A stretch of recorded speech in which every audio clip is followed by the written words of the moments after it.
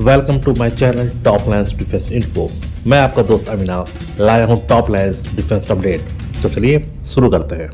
2016 में जब मोदी ने फ्रांस के साथ 36 राफेल की डील साइन की थी तो उसके साथ world famous and first ramjet technology पे बेस्ड मीटियोर मिसाइल का भी ऑर्डर दिया गया था। 59,000 करोड़ की इस डील में 36 राफेल के साथ 200 मीटियोर मिसाइल का ऑर्डर दिया गया था, जो कि 2022 तक इंडियन एयरफोर्स की इन्वेंट्री तक पहुंचा दी गई थी। और अब ऑपरेशन सिंदूर के खत्म होने के बाद इंडियन एयरफोर्स की रिक्वेस्ट पे बहुत ही जल्द इंडियन गवर्नमेंट 1500 करोड़ रुपए की मीटियोर मिसाइल की एक और डील MBDA कंपनी के साथ जल्दी साइन करने जा रही है। हालांकि अभी तक इस बात का खुलासा नहीं हुआ है कि 1500 करोड़ रुपए की इस डील के तहत कितनी BVR missile MBDA company Indian air force को डिलीवर करेगी। इंडियन एयरफोर्स के द्वारा परचेज की जाने वाली इस सेकेंड बैच की BVR मिसाइल को लेके प्रयास इसलिए भी महत्वपूर्ण है क्योंकि जहां एक तरफ चाइना ने 2 5th जनरेशन के एयरक्राफ्ट की तैनाती कर ली है या फिर करने वाला है, और ये सभी PL-15 मिसाइल से लैस हैं, जिनकी रेंज 200 से 300 किलोमीटर तक है। और इसी के साथ चाइना PL-17 जैसी फ्यूचरिस्टिक मिसाइल के ऊपर भी काम कर रहा है, जिनकी रेंज PL-15 से काफी ज्यादा है।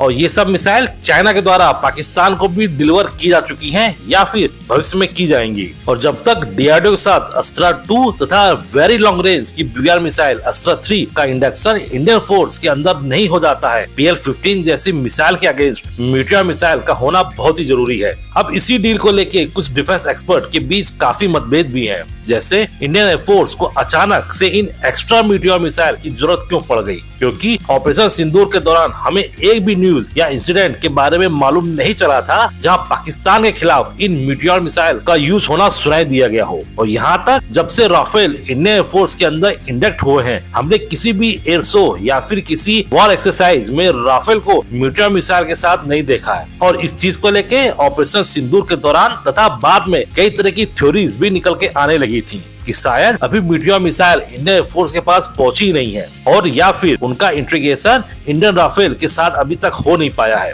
इस तरह की कई बातें अभी तक खुल के सबके सामने नहीं आई है। हालांकि ये बात भी सच है कि इंडियन राफेल ने मीटियोर मिसाइल का यूज ऑपरेशन सिंदूर के दौरान नहीं किया था, जबकि इस ऑपरेशन में काफी समय के बाद दोनों देशों की एयरफोर्स आमने सामने आके लड़ी थी, और ये एकदम सुटेबल टाइम था इंडियन एयरफोर्स को अपने राफेल की क्षमताओं को मीटियोर मिसाइल के साथ शो ऑफ करने का। परंतु अफसोस इंडियन मीटियोर मिसाइल कहीं दूर दूर तक दिखाई भी नहीं पड़ी। हालांकि इस पॉइंट का बचाव करते हुए कुछ डिफेंस एक्सपर्ट ने अपने तर्क भी दिए थे, जैसे चूंकि ऑपरेशन बालाकोट में जिस तरीके से हमारे फाइटर जेट ने पाकिस्तान के अंदर तक जाके उनके F-16 को ढेर किया था, लेकिन खुद के द्वारा मिसाइल हिट हो जाने के कारण इंडियन पायलट को बंदी बना लिया गया था। उस तरह की सिचुएशन दोबारा ऑपरेशन सिंदूर में ना हो, इसलिए इंडियन एयरफोर्स ने जब तक जरूरी ना हो तब तक राफेल का ज्यादातर इस्तेमाल केवल stand off air to surface missile को फायर करने के लिए किया। और या फिर ये हो सकता है क्योंकि इंडियन एयरफोर्स करंटली राफेल की 2 स्क्वाड्रन ऑपरेट कर रहा है, जिसमें एक अंबाला में पाकिस्तान के हिसाब से है तो दूसरा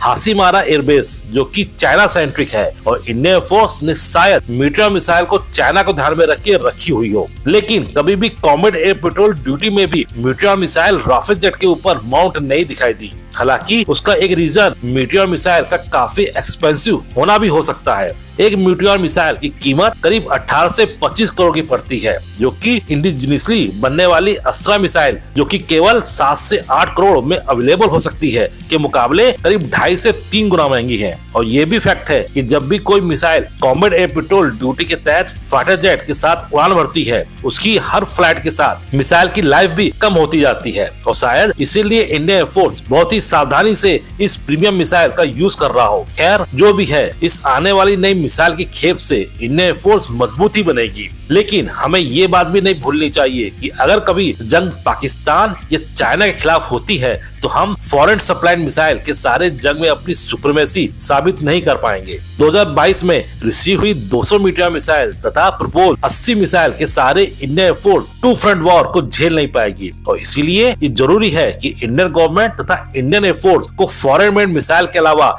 इंडिजिनियसली बनाए जाने वाली BVR मिसाइल अस्त्रा मार्क 1, अस्त्रा मार्क 2 तथा फ्यूचरिस्टिक अस्त्रा मार्क 3 को भी नेक्स्ट होने वाली MRF डील के तहत राफेल जेट के साथ इंटीग्रेशन करवाने के लिए डसाल्ट के ऊपर प्रेशर बनाना होगा। इसी तरह की डिफेंस न्यूज और फैक्ट्स की रेगुलर अपडेट पाने के लिए मेरे चैनल को लाइक और सब्सक्राइब जरूर कीजिए, और हाँ, बेल आइकन दबाना मत भूलिएगा। जय हिंद।